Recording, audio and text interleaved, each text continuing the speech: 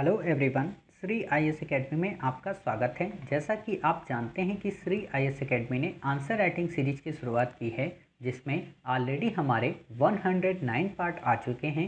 ये हमारा 110 पार्ट है। इसमें हम देखेंगे कि आपके द्वारा हमारे टेलीग्राम चैनल पर किस प्रकार का प्रश्न भेजा गया, उसे आपने किस तरीके से लिखा और वास्तव में उसे आपको कैसे लिखना चाहिए। तो चलिए शुरू करते हैं।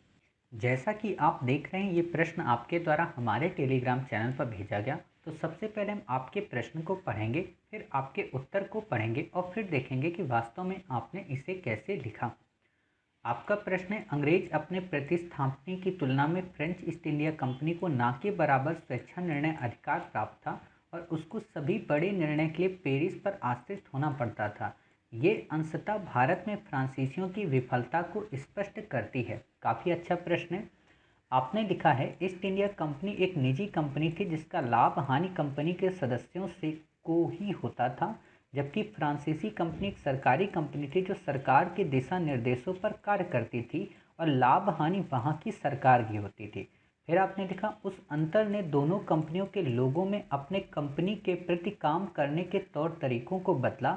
अंग्रेज अपने कंपनी के प्रति पूरी तरह समर्पित थे, जबकि फ्रांसीसी वेतन प्राप्ति के लिए कंपनी में कार्य करते थे। फ्रांसीसियों द्वारा मद्रास विजय करने के बावजूद पेरिस में एक्सला-सैपल संधि के तहत जीता क्षेत्र अंग्रेजों को लौटाना पड़ा। इससे फ्रांसीसी कर्मचारियों का मनोबल गिरा।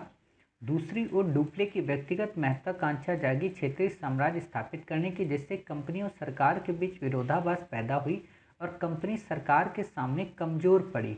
वहीं दूसरी ओर कई अन्य कारक भी जिम्मेदार रहे फ्रांसीसियों की विफलता में। फ्रांसीसियों का यूरोप में उलझना, दोनों कंपनियों का राजनीतिक नेतृत्व, डुप्ले का उत्तरदायित्व, नौसेना की भूमिका, बंगाल में अंग्रेजी सफलता का प्रभाव। अर्थात फ्रांसीसियों की असफलता के लिए कोई एक कारक जिम्मेदार न होकर उपरोक्त कारक की जिम्मेदारी भी रही। हालांकि इस कंपनी का पेरिस पर आश्रित होना इसकी विफलता को बहुत हद तक स्पष्ट करती है, बहुत हद तक स्पष्ट कर देता है। ये वर्ड आना चाहिए। क्लियर?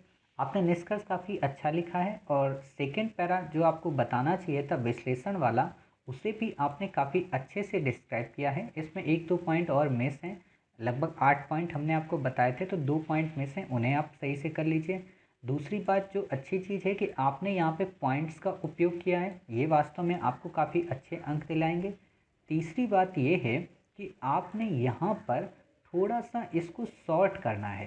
शॉर्ट का मतलब क्या कि जैसे आपसे प्रश्न पूछा ना कि अंग्रेज अपने प्रतिस्थानी की तुलना में फ्रेंच ईस्ट इंडिया कंपनी को ना के बराबर स्वेच्छा निर्णय थे। इसका क्या मतलब? इसका मतलब ये है कि आप डायरेक्ट लिखती और किसको आप पहले बताती? आप पहले बताती फ्रांसीसियों को।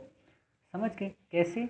कि फ्रांसीसी कंपनी का गठन, आप ऐसे लिख सकते हो उत्तर को कि फ्रांसीसी कंपनी का गठन वहाँ की सरकार के वित्त मंत्री कोलबर्ट के द्वारा किया गया। अर्थात फ्रांसीसी कंपनी में वित्त और विशेषाधिकार का उत्तरदायित्व, वित्त एवं विशेषाधिकार का अधिकार केवल और केवल सरकार को था, जो जबकि वहीं दूसरी ओर ईस्ट इंडिया कंपनी वास्तव में निजी व्यापारियों का एक समुदाय था। क्लियर?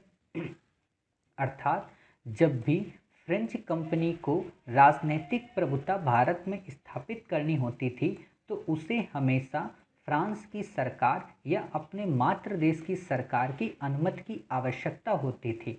जबकि ईस्ट इंडिया कंपनी एक निजी व्यापारिक कंपनी थी, अर्थात उसे स्वेच्छा से निर्णयों की प्राप्ति की पूरी अनुकूलता थी। यानी कि वो कोई भी निर्णय लेने के लिए ब्रिटेन की या अपने मातृ देश की सरकार से पूरी तरह से स्वच्छंद और स्वतंत्र थी। कई सारे इतिहासकार इसे एक कारण मानते हैं फ्रांसीसियों की भारत में असफलता को लेकर, किंतु गहराई से देखें तो ये केवल एक छोटा सा कारण था, बल्कि कई अन्य कारण भी थे जो फ्रांसीसियों की भारत में विजय को पूरी तरीके से बाधित करते थे। नंबर 1 आप बता दो, नंबर 2 आप बता दो, 3 बता दो, 4 5 6 7। क्लियर? अब जब आपने इतना बता दिया तो फिर आप क्या करेंगी कि आप ये बता देंगी कि उपरोक्त कारणों से स्पष्ट है। हालांकि देखो ये चीज़ें आपने लिखी हैं, मैं एक चीज़ यहाँ पे आपको बता देना चाहता हूँ कि जो लाइनें आपने लिख दी होती हैं, ठीक है, और अगर मैं उन्हीं को रिपीट कर रहा हूँ तो इसका मतलब ये बिल्कुल भी मत लगाना कि मैं आपकी उन लाइन का खंडन कर रहा हूँ, बल्कि मैं आपको एक उत्तर प्रारूप पूरा दे देता हूँ, ताकि इन फ्यूचर जब आप थर्ड टाइम इस प्रश्न के उत्तर को लिखें तो आपका जो क्रम हो वो बिल्कुल ऐसा ही हो। समझ गए? तो आप क्या कर सकती हैं, आप ये बता देंगी कि उपयुक्त कारणों से स्पष्ट है कि फ्रांसीसियों की विफलता का कोई एक कारण ना होकर बल्कि कई कारणों का एक समुच्चय था, अर्थात फ्रांसीसियों की विफलता किसी एक कारण का परिणाम ना होकर कई कारणों से पोषित थे। क्लियर? और इतना कह के आप अपना इस उत्तर को कंप्लीट कर देंगे। बाकी आपको इसमें एक्स्ट्रा ज़्यादा जानकारी देने की आवश्यकता नहीं है, क्योंकि प्रश्न के आपको दो खंडों को बताना है और आपने उन दो खंडों को पूरी तरीके से बता दिया। क्लियर? तो उम्मीद है आपको इस प्रश्न का उत्तर समझ में आ गया होगा। साथ ही आपको ये भी पता चला होगा कि हाँ, आपको कहाँ पे अपने उत्तर को शॉर्ट में करना है। समझ गए? एक्स्ट्रा सापेल वगैरह आप लिखो, अगर एक्स्ट्रा सापेल आपको लिखना है तो आप जहाँ पे मैंने बताया ना अभी कि आप ये बता देंगे कि स्वेच्छा से निर्णय नहीं प्राप्त है, अर्थात उसे सरकार की अनुमति लेनी होती थी। वहीं पे आप एक लाइन और ऐड कर सकती हैं उसी जगह पे कि सरकार की अनुमति लेनी होती है। साथ ही दूसरी ओर जब सरकार यूरोप में युद्ध के संघर्ष में संलिप्त होती है तो भारत में भी या कई सारे उपनिवेशों में जहां पर फ्रांसीसी क्रियान्वित हैं उन्हें भी उन युद्धों में शामिल होना पड़ता है और यूरोप के डिसीजन पर ही निर्भर रहना पड़ता है, अर्थात जैसे एक्स्ट्रा सापेल की संधि के रूप में हम देख सकते हैं। अब आपको इसको डिटेल नहीं बताना है यहाँ पे। समझ गए? एग्जामिनर हिडन हो जाएगा, समझ जाएगा कि अच्छा एक्स्ट्रा सापेल की संधि के तहत जीता हुआ मद्रास उन्हें वापस करना पड़ा। समझ गए? तो आप ये चीज़ कर सकती हैं। और एक बात यहाँ पे और कि जैसे आपने आप ही का मैं पैरा देख रहा हूँ, तो आपने जैसे लिखा कि जो सरकार के दिशा निर्देशों पर कार्य करती हैं और लाभ हानि वहाँ की सरकार की होती है। क्लियर? तो वहीं आप यहाँ पे ये वर्ड यूज करो, इस अंतर ने, इस अंतर को मत यूज करो। तो वहीं दोनों कंपनियों के लोगों में भी कंपनी के प्रति काम करने के तौर तरीकों में भी काफ़ी विभिन्नता थी। देखो, तौर तरीकों को बदला, ये क्या होता है ना, ये एक सामान्य सा वर्ड है, ये एक यूपीएससी के स्टैंडर्ड या आपके व्यक्तित्व से मिलता हुआ शब्द नहीं है। तो आप इन व्यक्तित्व से मिलते हुए शब्दों को लिखें, बदला मत लिखें। लिखें कि तौर तरीकों में भिन्नता थी, अर्थात उनकी कार्य प्रणाली विभिन्न थी। आप तौर तरीके वर्ड को भी ना यूज करें। देखो, जो ओछेपन के शब्द होते हैं ना उनसे बचा करो कि तौर तरीके हमें नहीं लिखना है। तौर तरीके के जगह पे हम क्या लिख सकते हैं, कार्य प्रणाली। बदला की जगह हम क्या लिख सकते हैं, विभिन्नता। क्लियर? ये चीज़ें आप कर सकती हो। फ्रांसीसियों द्वारा मद्रास विजय के बावजूद, बावजूद जब आप बोलती हो ना तो बावजूद एक जटिल शब्द है। बावजूद की जगह आप लिख दो उपरांत। उपरांत एक काफ़ी अच्छा शब्द है। समझ गए? आपको लग रहा होगा कि आज सर शब्दों पे क्यों ध्यान दे रहे हो, क्योंकि बात है ना, धीरे धीरे आप लोगों का स्टैंडर्ड बढ़ा रहे हैं हम, अर्थात आपके उत्तर अच्छे हो रहे हैं तो हम भी उन प्रश्नों को जांचने की छवि को भी और बढ़ा रहे हैं ताकि आप एक जगह स्थिर ना रहें। क्लियर?